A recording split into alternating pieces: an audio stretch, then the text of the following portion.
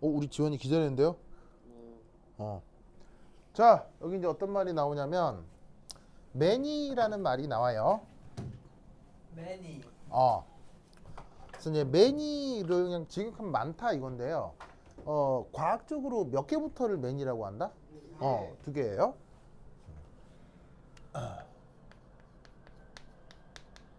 그래서 전자가 두 개가 넘는 그런 원자들에 대한 얘기인데, 누구 얘기하는 거겠어요? 전자가 두 개 이상이면? 예를 들면 원자 번호 2번에 힐륨, 3번에 리튬. 이런 식으로 따지자면 바로 주기율표상에 있는 수소 빼고 나머지 다를 얘기하는 거죠. 그러면 이 녀석에 대해서 그 원자적 성격을 설명을 할 때 사람들이 만들어낸 개념 중에 하나가 바로 Effective Nuclear Charge예요.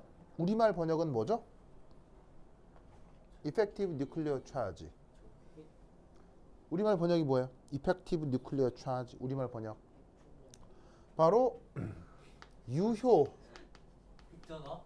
핵 충전이 아니고요. 전하. 유효 핵 전하. 전하. 성은이 만극하옵니다. 그만! 뭐 하는 거예요 지금? 자, 어쨌건 그러면 이게 뭔지를 알아보기 위해서 다전자 원자를 한번 수리적으로 간단하게 표현을 해볼게요. 뭐 먹을 거 있나요? 비치가 어디 있어? 여기요. 자, 한입 검은깨 꽈배기. 뭐 말든가. 자, 점심 저녁을 안 먹었어요. 그럼 다전자 원자를 모델링하는 것에 대해서 생각을 해봤을 때 다전자 원자 중에서 가장 간단한 건 누구예요? 수소 말고 바로 힐륨이겠죠. 그래서 힐륨에 대한 생각을 좀 해보면 오. 지금 뭐가 있어? 자, 힐륨은 원자 번호가 몇 번이에요? 원자 번호가 2번이죠. 그럼 원자 번호가 2번이면 핵 안에 양성자가 몇 개 있어요? 두 개 있죠. 그럼 그걸 어떻게 표현해 볼 수 있냐면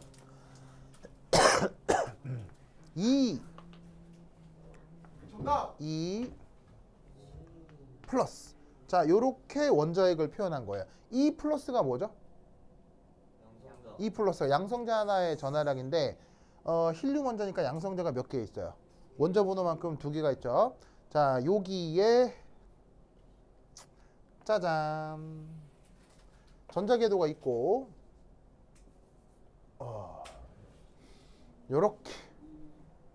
그럼 여기에서 짜잔 짜잔 전자가 이렇게 두 개 있는 시스템 야채구나 야채. 됐습니까? 이게 바로 힐륨을 표현하는 가장 기본적인 모델이 되겠죠. 그러면 저 녀석의 뭐 여러 가지 물리적인 성격을 표현하기 위해서 각각에다가 뭐 넘버링을 한번 해볼게요. 그래서 얘는 뭐 1번, 얘는 2번 전자라고 하겠습니다. 그리고 핵에서부터 거리를 여기서부터 여기까지는 R1, 여기서부터 여기까지는 R2.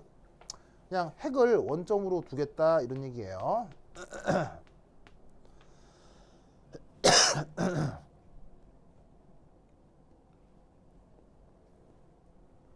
그리고 나면 또 누구에 대한 거리도 규정이 돼야 되냐면 전자 이 둘 사이의 거리도 규정이 돼야 되겠죠. R1, 2.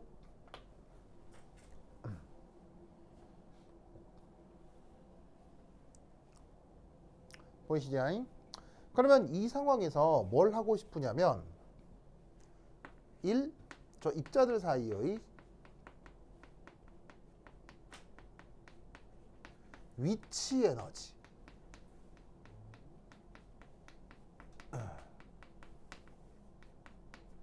자, 여러 번 얘기했지만 위치 에너지는 무엇을 에너지로 표현하는 게 위치 에너지라고 했어요? 바로 이 위치 에너지라고 하는 건 인력이나 청력을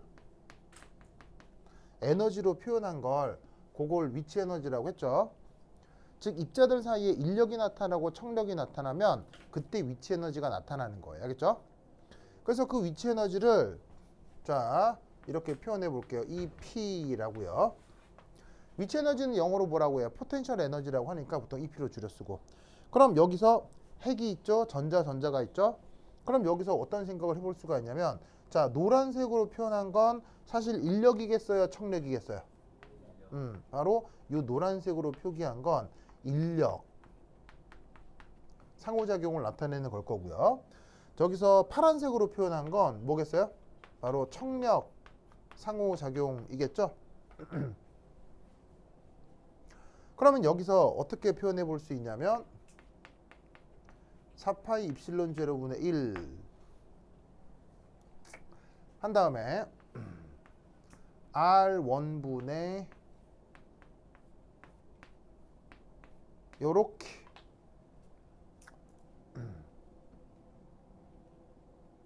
자 그래서 에너지를 어떻게 표현했냐면 어떤 상수에다가 거리분의 전하량의 곱으로 표현했어요. 보이시죠? 이런 식의 표현 방법을 제시한 사람이 누구예요? 이런 식의 표현 방법을 제시한 사람이 누구예요?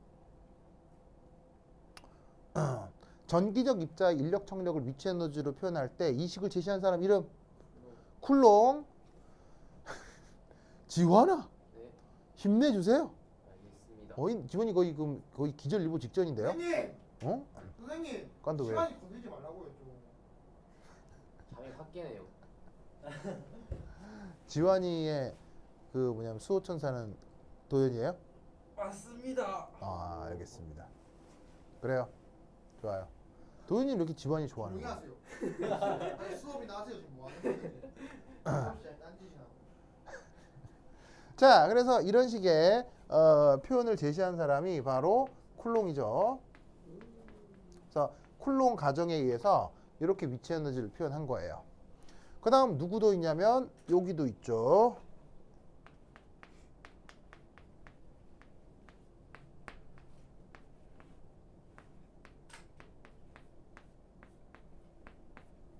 그 다음 마지막으로 누구도 있어요.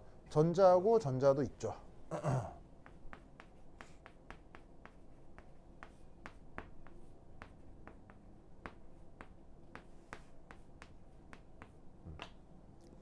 이렇게 표기가 될 것입니다. 됐죠? 그럼 이때 다 표현을 해놓은 다음에 이게 잘 보면 그 뭐냐면은 표현이 같아지는 부분도 있거든요. 그럼 그걸 어떻게 표현할 거냐? 쫙 묶어가지고 조금 더 단순하게 이렇게 하고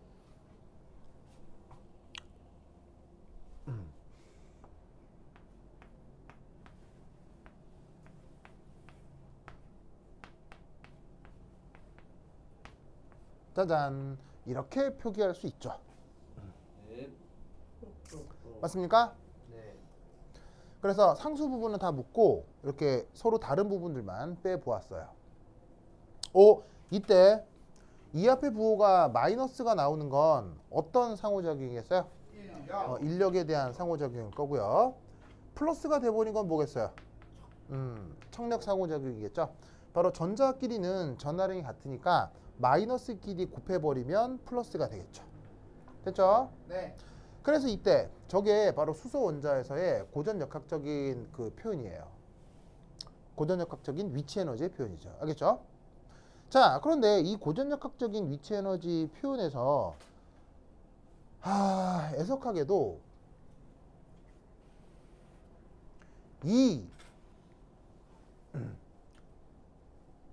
이런 식의 요 위치 에너지는 정확한 값을 구해낼 수가 없습니다.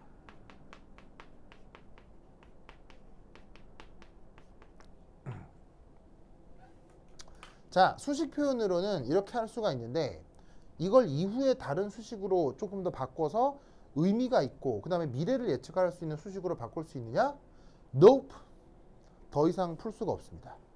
특히나 어느 부분 때문이냐면 R12를 이게 뭐라고 얘기하기가 사실은 불가능합니다. 보통 원자 핵이라고 하는 것의 크기는 보통 정해져 있죠. 그래서 우리가 그런 걸 우리가 뭐 원자 반지름 뭐 이런 식으로 얘기를 하잖아요. 그 원자의 크기가 정해져 있다는 얘기는 핵에서 전자, 핵에서 전자까지의 평균 거리는 크게 변치 않고 보통 정해져 있다고 볼 수 있어요. 그런데 전자라고 하는 건 어디에 콕 박혀 있어요? 전자는 계속 움직여요. 전자는 계속 움직이기 때문에 여기에 있는 이 두 전자가 사실은 아주 가까이 있을 수도 있고 아주 멀리 떨어져 있을 수도 있고 무슨 말인지 알겠죠? 실시간으로 계속 그 위치가 변한단 말이에요. 그러니까 저 둘 사이의 상대적 거리를 뭐라고 규정하는 거는 불가능합니다. 그래서 결과적으로 어떻게 되느냐? 여기 제시되어 있는 이 모델의 위치 에너지를 이렇게 표기할 수는 있으나 여기서 더 이상 수학적 진전은 불가능해요. 아시겠죠? 네. 이것과 관련된 수학의 난제를 뭐라고 합니까? 이런 현상과 관련된 수학적 난제를 뭐라고 합니까? 뭐에 관련된 거요? 이런 것과 관련된 수학적 난제 그걸 혹은 어떻게 아는데요? 물리학적 난제, 물리 시간에 배워본 적 있어요. 이런 걸 무슨 문제라고 합니다. 재밌는 문제. 바로 안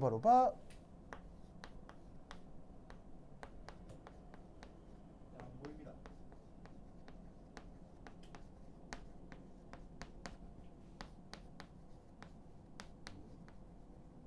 이런 타입의 문제를 드리바디 삼위일체는 성부와 성자와 성신, 이걸 가톨릭에서 이렇게 하는 정답! 개념이고요. The three body problem. 이런 타입의 문제를 더 쓰리바디 프로블럼이라고 합니다. 물리 선생님은 다 아시는 말씀입니다. 자, 쟤를 우리말로 어떻게 번역한다? 선생님. 어떻게 번역한다? 선생님. 삼체. 정답! 오. 바로 봐. 허. 삼체 문제라고 합니다. 아니 선생님. 왜요, 금조가? 이 문제는 너무 약한 것 같습니다. 또 무슨 말을? 아니 야하잖아요. 예? three body. 네? 뭐라고요? 아니 이 안에 있는 네, 이상한 친구. 그런가요? 알겠습니다. 아니 범위 세 개 있다는 게 좀 야하잖아요. 자, 이거 이제 알겠습니다. 좋아요. 네. 거기 더 글로리에 나오는 손명호 같아요. 예? 저더 글로리 안 봤어요. 더 글로리에 나오는 손명호 같아요. 네. 아빠? 에? 아빠? 아니. 맞아 죽는 애 하나 있어. 자, 어쨌건 네. 선생님 더 글로리의 연진이 닮았어요. 좋죠 뭐. 네. 제가 아는 사람이 좋죠. 닮았어요. 그래요? 좋습니다. 네. 자, 이 쓰리바디 프로블럼은 뭐냐면요. 이거예요. 연진이가 학교 폭력하는 사람 아니에요? 네. 근데 왜 서로 학교 폭력 가해자를 옹호하네요. 상호작용하는, 자, 여러 번 얘기했지만 상호작용이라는 것의 말뜻이 뭐라고 했죠? 상호작용이 말뜻이 뭐라고 그랬어요? 인력. 바로 인력과 청력을 상호작용이라고 한다고 했었죠. 서로 상호작용하는 입자 3개 이상으로 이루어진 시스템의 미래는 예측할 수 없습니다. 미래를 예측. 여기 약간 은유적 표현이 나와 있는데요. 미래가 뭐예요? 나중에 일어날 이 미래를 수학 시간에 이거라고 배워요. 확률. 그게 바로 나중에 일어날 일. 함수요.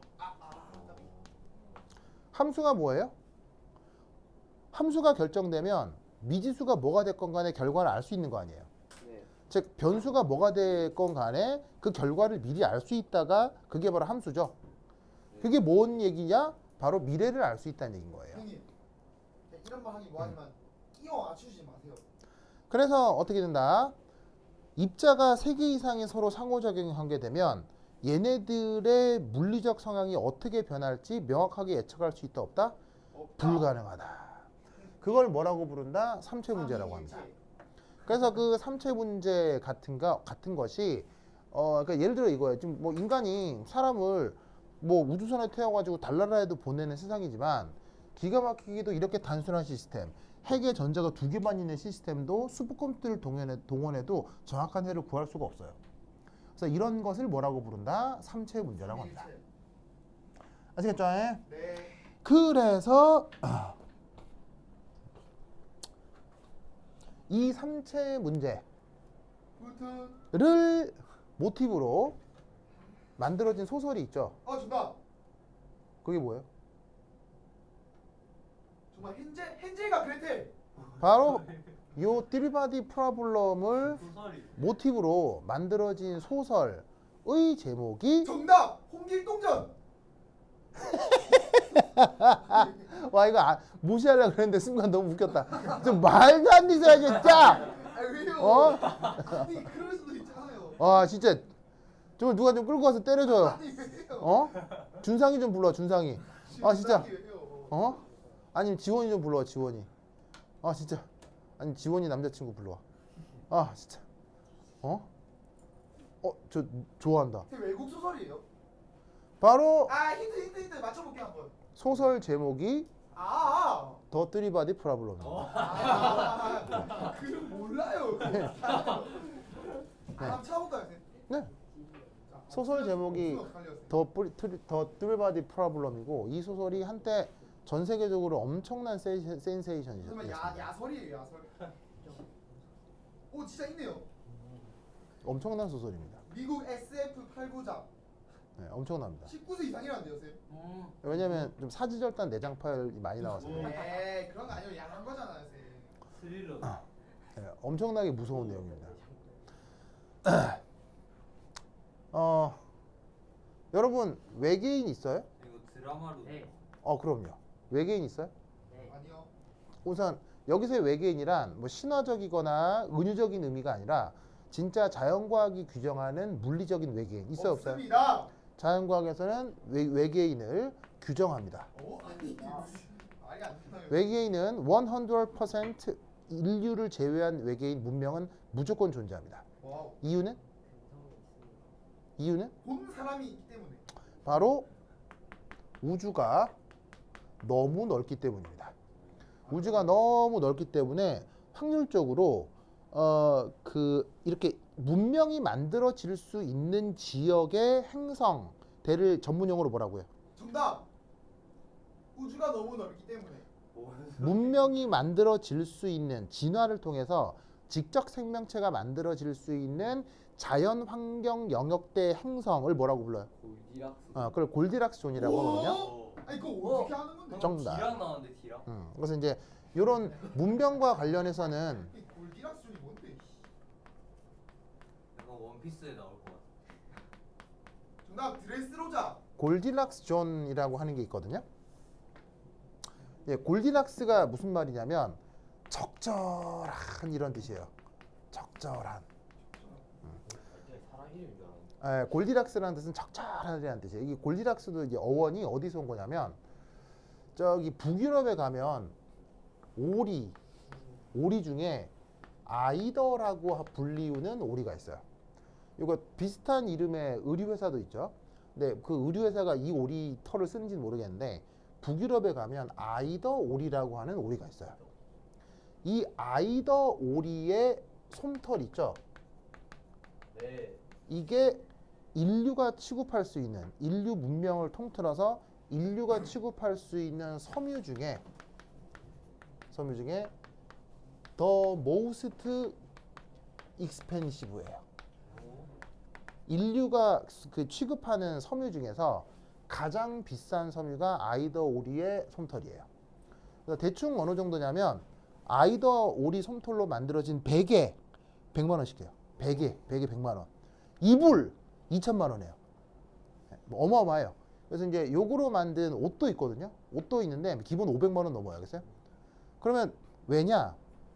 이 아이돌이는 그 양식이 안 돼요. 왜 양식이 안 돼? 자, 우리가 보통 아는 오리털은 이제 파카 안에 들어있는 오리털은 파카. 예, 파카 안에 들어있는 오리털들은 예, 파카. 파카. 예, 파카. 파카가 지금 여러분들이 입고 있는 옷의 원어원이에요. 파카는 이누이트족의 단어예요. 그래서 여러분들이 입고 있는 충전재를 넣어서 따뜻하게 만드는 옷 있죠? 이걸 이누이트어로 파카라고 해요. 무슨 말 알겠죠? 파카가 이상한 말이 아니고 이누이트어예요. 그렇죠? 그래서 어쨌건 그런 식의 이제 패딩 있잖아요. 패딩 안에 들어가는 털 다 누구 거예요? 오리 거잖아요. 근데 오리는 사람들이 양식해요, 양식 못해요? 귀여워. 양식하잖아. 오리 키우잖아, 오리. 아니 씨, 오리 안 키워? 닭이나 오리처럼 오리 상대만 안 키우잖아요. 오리 안 키워? 그래서 오리 키워가지고 예, 예, 털도 거기도 키우고요.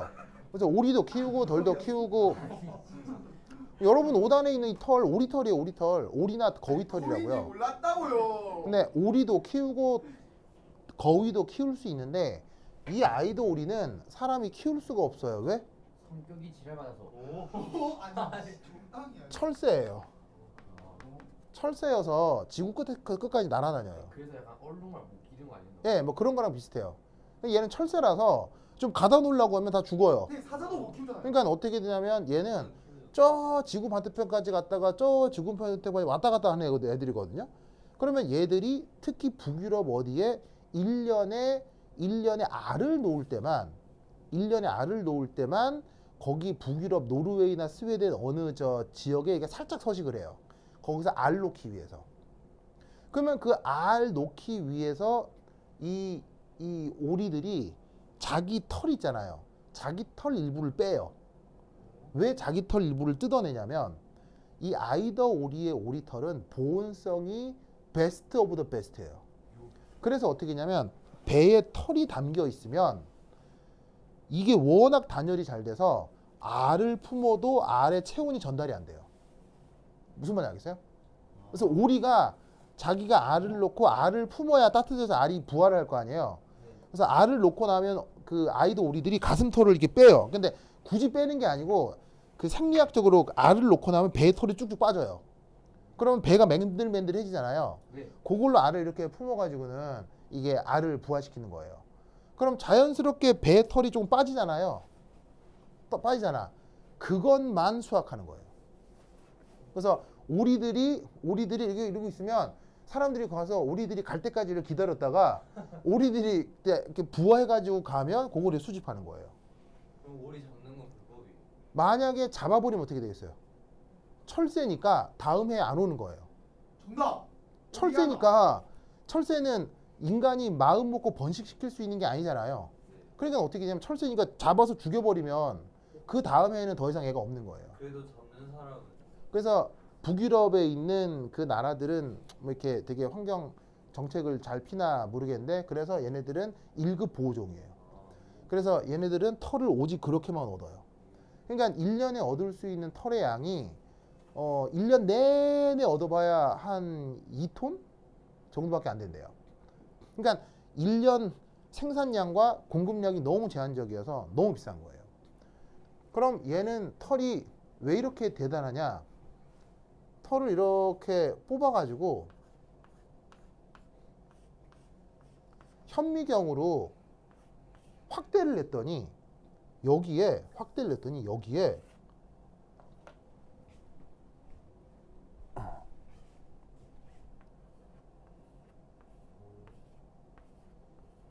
이런 공기 주머니가 털 결 따라 붙어 있는 거예요.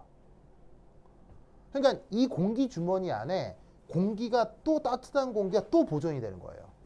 그래서 어떻게 되냐면 전 지구에 있는 전 지구가 뭐야? 거의 전 우주의 생명체 중에서 최강 보온력을 갖는 생물이 된 거예요. 이때 이 공기 주머니 색깔이 금색이에요. 금색. 공기 주머니 색깔 현미경으로 광학 현미경으로도 보이는데 보면 금색이에요. 금색 안에 공기가 갇혀 있다라는 뜻의 형용사가 골디락스예요. 골디락스. 락이 뭐예요? 락이 딱 묶여 있다고요. 황금색으로 띠를 둘러 막혀 있다, 갇혀 있다. 그래서 어떤 뜻이냐면 더 춥지도 않고 따뜻하지 너무 덥지도 않고 가장 적절한 이란 뜻의 형용사가 골디락스예요. 사람 이름 아니에요, 그렇죠? 재밌죠? 그래서 문명이 만들어질 정도로 너무 뜨거운 것도 아니고 너무 차가운 것도 아니고 하는 이런 골디락스 존이 우리 우주에 있다 없다? 무시무시하게 많아요. 그 골디락스 존 중에 하나가 지구인 거고요. 무슨 말 알겠죠? 그러니까 수없이도 뭐야 수억 개나 되는 골디락스 존에 문명이 겨우 지구만 있다. 그건 아닐 거란 얘기예요. 무슨 말 알겠죠? 그러면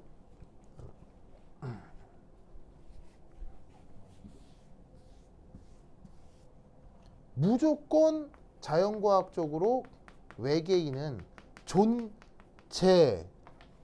존재하는데 왜 우리는 외계인을 못 만날까요? 너무 멀어. 바로 첫 번째 너무 멀죠. 그 다음 두 번째는 뭐가 있죠? 시대가 아니다. 속도 제한이 있죠. 속도 제한 광속이요. 아무리 빨리 달려도 광속보단 느리잖아요. 그러니까 아무리 빨리 와도 너무 먼 우주와 우주를 넘어설 수가 없는 거예요. 그럼에도 어떤 확률로는 충분히 도달할 수 있는 지역에 문명들이 있을 수 있잖아요. 그럼에도 왜 어떤 문명이 다른 문명을 발견하는 건 불가능할 정도로 왜 이렇게 멀리서만 떨어져 있느냐를 과학자들은 어떻게 추론하냐면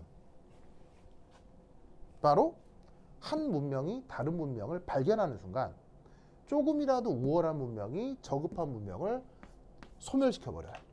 없애버려요. 그렇다라고 자연과학자들이 가정합니다. 이걸 전문용어로 무슨 가설이라고 얘기를 하는데 그럼 왜 어떤 문명은 다른 문명을 절멸시킬까요? 위협감. 정답. 무서워서예요. 무서워서예요. 무슨 말이냐면 여러분 호랑이 무서워요? 네. 호랑이 1대1로 만나면 무섭죠. 하지만 호랑이 집단에 대한 인간 인류 문명 전체가 호랑이 집단에 대한 공포감은 있어요? 네. 그런 게 있을 리가 없잖아요. 왜요? 왜냐하면 호랑이랑 1대1로 만나서는 인간이 지겠지만 문명을 가지고 있는 인간이 호랑이를 대할 땐 원하면 인간이 원하기만 하면 호랑이 전체를 멸종시킬 수 호랑이가 있을걸요? 맞춤소는 어떻게요? 무슨 뜻인지 알겠죠?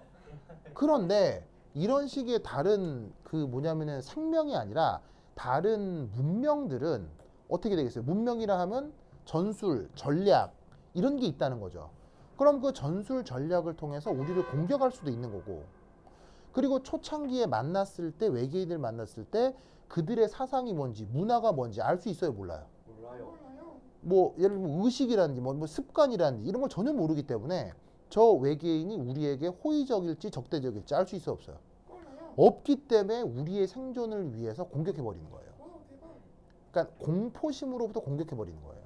그래서 어떻게 된다? 멸종시켜버리죠.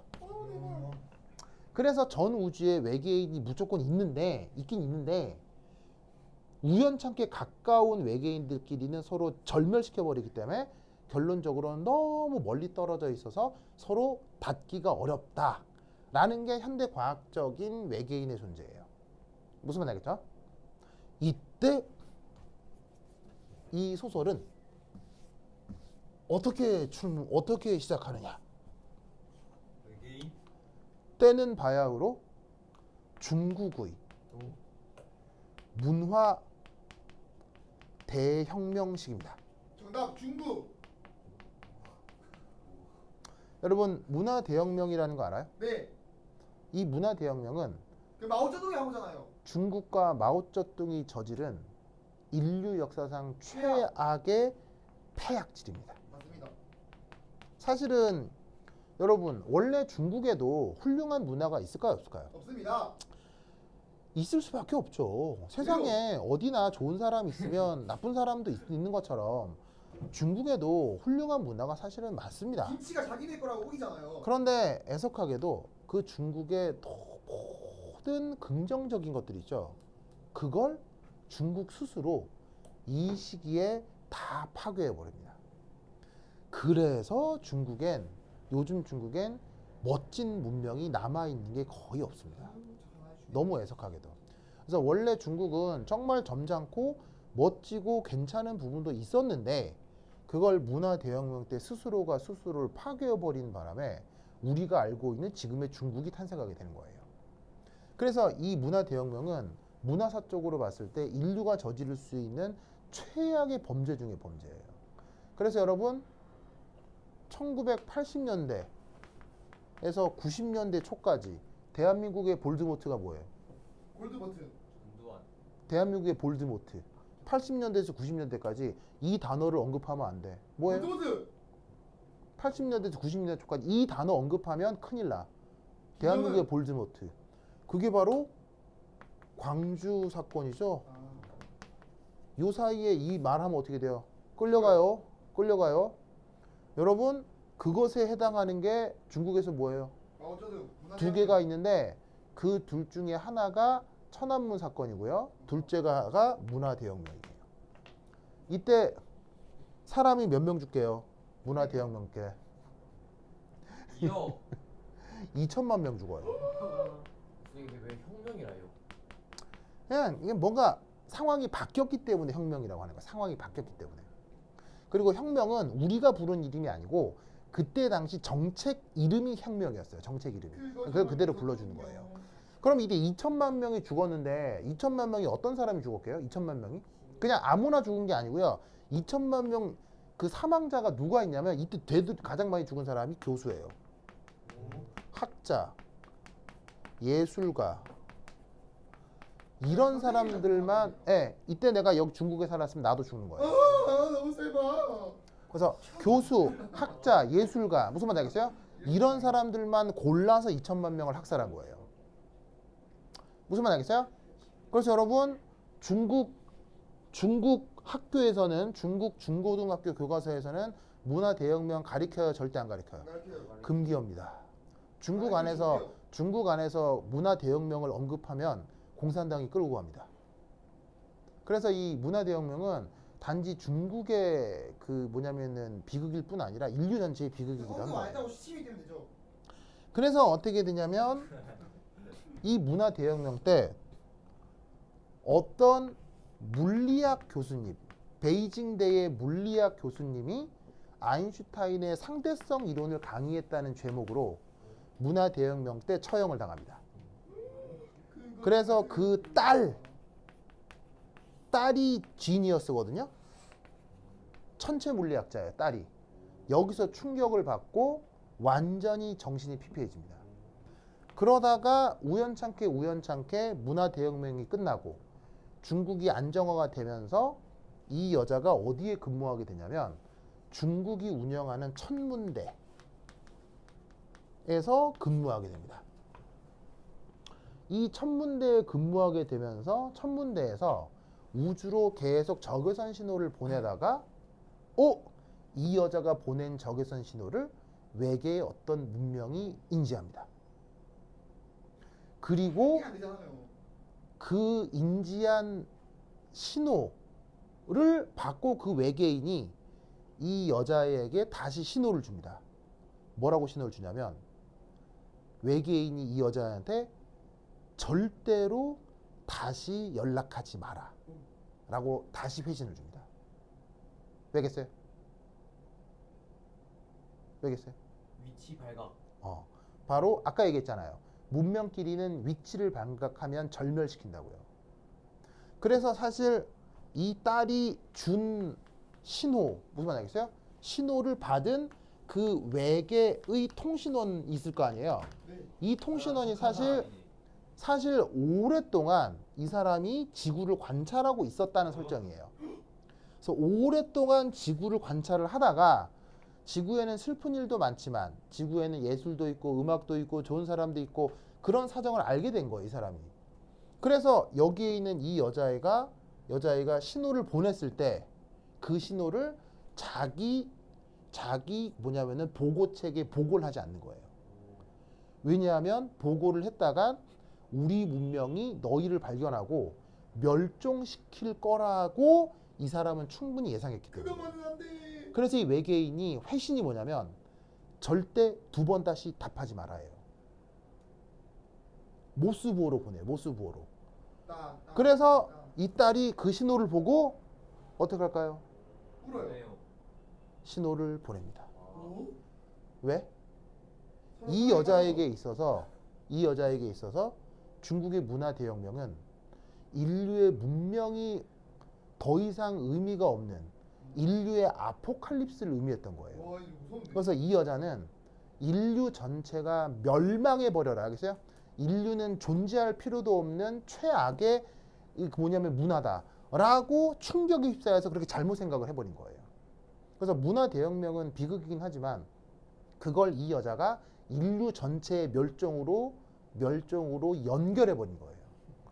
그래서 이 여자가 신호를 보내요. 선생님.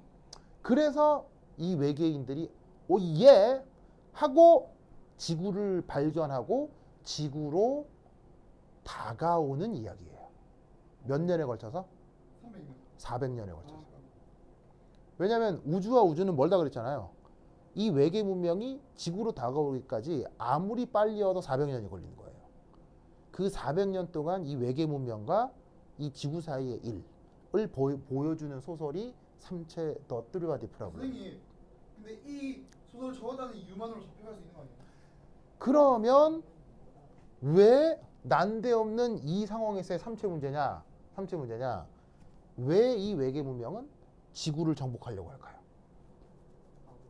왜 이 외계 문명은 지구를 정복하려고 할까요? 지구 정복하려고 하는 아주 끔찍한 이유가 있어요.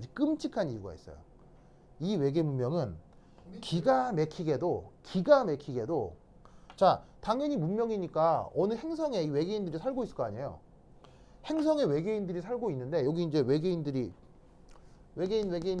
살고 있는데 기가 막히게도 이 외계 행성에는 태양이 여기는 3개가 있어요. 오? 아니 이상한 소리 좀. 이상한 행성인 거예요. 아주 이상한 행성인 거예요. 이상한 행성에 해가 무려 3개나 있어요. 선생님. 자, 그럼 어떻게 여러분 우리 지구는 해가 몇 개가 있어요? 쌤. 하나. 우리 지구는 해가 하나밖에 없잖아요. 그럼 예를 들어서 해가 하나면 요 주변을 도는 지구의 운명은 시시각각 변해요. 매우 예측 가능해요. 가능해요. 매우 예측 가능하죠. 왜냐하면 어떻게 되냐면 얘가 이렇게 도니까 봄, 여름, 가을, 겨울 알겠어요? 그러면 봄이 오면 여름을 준비하고 여름을 겨울을 준비하고 겨울을 준비하고 그러니까 인류는 날씨 자체가 기후 자체가 규칙적이기 때문에 인류는 미래를 대비할 수 있었던 거예요. 그래서 인류는 쉽게 뭐를 만들었다? 문명을 만들었던 거예요. 근데 얘는 어떻게 되냐면요. 자, 별이니까 질량이 큰 애예요, 작은 애예요? 그래요. 무지막지하게 크죠. 그러면 서로 뭐로 연결돼 있어? 서로. 인력, 요렇게 인력. 그러면 몇 바디 움직임이에요? 적게 봐도 포바디 프로블럼이죠. 그럼 어떻게 되냐면 얘 움직임이 어떻게 된다? 얘가 끌어당기는데 조금 도와서 끌어당기고 얘를 버리면 얘가 움직임이 이렇게 되는 거예요. 그러면 여기 사는 이 사람들은 얘네들의 움직임을 예측할 수 있다, 예측 불가능하다? 예측 불가능해지는 거예요. 그래서 어떤 일이 벌어지냐면 예를 들어서 우연찮게 태양이 이렇게 정렬해 버리면 여기는 불바다가 되는 거예요. 온도가 표면 온도가 600도 넘게 올라가는 거예요. 그러면 저 문명은 어떻게 된다? 문명을 만들었다 치더라도 저런 식의 이상한 태양의 움직임이 생기면 문명 자체가 완전히 파괴돼 버리는 거죠. 문명이 완벽하게 파괴돼 버리니까 다시 구석기 시대부터 시작해야 되는 거예요. 그래서 저 문명은 인류보다 훨씬 먼저 만들어진 문명이었거든요. 근데 여러분 인류가 요 정도 문명을 얻기까지 몇 년 걸렸어요? 요 정도 문명을 얻기까지 몇 년 0년. 걸렸어요? 20만 년 걸렸죠. 20만 년. 아, 뭐야. 어디서부터? 구석기 시대까지. 구석기 시대부터 20만 년 걸렸죠. 그런데 쟤네들은 구석기 시대에서 요 정도 문명에 도달할 때까지 2억 년이 걸린 거예요. 무슨 말인지 알겠어요? 왜냐하면 저 만들어 놓으면 다 파괴되고 만들어 놓으면 파괴되고 그래서 저 외계인은 결론을 내려요. 못 살겠다 여기서. 그래서 외계인이 그래서 전 우주를 스캔해서 자기들이 살아갈 땅을 스캔하던 과정 중에 이 신호를 받게 되는 거예요. 무슨 말인지 알겠어요? 그래서 저 외계인이 이 신호를 받고 지구로 오는 내용이에요. 뭘 하려고요? 인류를 멸종시키고 지구를 획득하기 위해서. 그런데 오기까지 시간이 몇 년? 400년이죠. 그런데 이 400년은 저 외계인들에게 너무 위험한 시간이에요. 왜일까요? 그 사이 성장. 정답. 인류의 성장 속도는 느리다 빠르다? 빠르다. 너무 빠르죠. 그러면 쟤들이 지구를 인식했으면 지구도 쟤들을 인식했겠죠. 그러면 그 400년의 시간 동안 인류는 가만히 있겠어요? 인류도 준비하겠어요? 인류가 준비해서 쟤들이랑 우주 대전쟁을 벌이겠죠. 그 400년간의 이야기예요. 쇼킹합니다. 그래서 네. 왜 이 녀석의 제목이 삼체인지 알겠죠? 그래서 기회가 되면 요거 소설을 한번 읽어보는 걸 추천드려요. 왜냐하면 여러분들 같은 자연과학도는 요 상황을 이해하겠죠. 이해해서 이걸 되게 재밌게 즐길 수 있어요. 그리고 시간이 없다면 얘가 넷플릭스로 드라마가 있습니다. 어? 맞아 이거 19금이잖아요. 그래서 넷플릭스 드라마로 떠 있습니다. 진짜 재밌습니다. 진짜 재밌습니다. 19금이라. 그래서 보면 되지. 기회가 되면 꼭 보시고 넷플릭스에서 엄청난 대자본을 투입해서 엄청나게 재밌게 만들었습니다. 근데 인기가 있었다 없었다? 없었다. 인기가 없었습니다. 왜죠? 보통 사람들은 이런 거 안 좋아하기 때문입니다. 보통 사람들은 이런 거 안 좋아하기 때문이에요. 그러니까 여러분들이나 나처럼 이런 물리학적 상황을 이해하는 사람들은 엄청난 분의 유희가 돼서 정말 재밌는데 보통 사람들은 물리, 뭐 화학, 수학 이런 거 좋아해요? 매우 싫어해요? 매우 싫어하죠. 그래서 의외로 인기가 되게 없었습니다. 근데 정의론 개인적으로는 너무너무 재밌게 봤습니다. 엄청 최근에 나왔네요. 아주 최근에 나왔습니다. 아 선생님. 그래서 여러분 기회가 되면 꼭 한번 보세요. 그렇죠? 선생님. 그러니까 내일부터 휴일이잖아요. 네. 내일부터 휴일이니까 넷플릭스 들어가서 한번 봐봐요. 진짜 재밌어요. 자연과학도라면 재밌을 수밖에 없어요. 근데 이제 자연과학 무관심한 사람들은 재미없을 거예요. 베이징 칭화대학교 1966년. 네, 그렇게 시작합니다. 그래서 이 소설을 집필한 사람은 중국 사람입니다. 그래서 이 중국 사람은 중국에 살까요? 미국에 살까요? 미국. 미국에 삽니다. 오. 중국에서 문화 대혁명을 언급하면 쥐도 새도 모르게 아, 끌려가서 그래서 죽습니다. 제가 그래서 이 작가는 차이니즈는 맞는데 차이니즈 어메리칸입니다. 알겠죠? 그래서 문화 대혁명을 언급하는 겁니다. 알겠죠? 이 문화 대혁명에 대한 얘기도 되게 재밌는 얘기가 많은데 기회가 되면 다음에 얘기도 하고. Anyway, 그래서 어떻게 된다? 요런 식의 쓰리바디 프라블럼이 어디에 적용된다? 요 다전자 원자에 적용이 된다 이런 말이에요. 제가 진짜 한마디 해도 될까요? 그러면 이 쓰리바디 프라블럼을 내버려 둬야 되겠어요? 극복할 수 있는 뭔가를 찾아야 되겠어요? 찾아야 돼요. 찾아야 되겠죠? 그 내용부터 한 5분 쉬었다 하도록 하겠습니다. 환실 갔다 오세요. 얘기 좀 합시다 쌤. 제가 하고 싶은 말이 뭔지 알아요? 뭐, 아까 해가 3개였잖아요. 네. 해 3. 뭐 안 물어봤어요? 삼체에서 가장 중요한 사건. 이 영화를 리뷰해 주는데 이게 상황이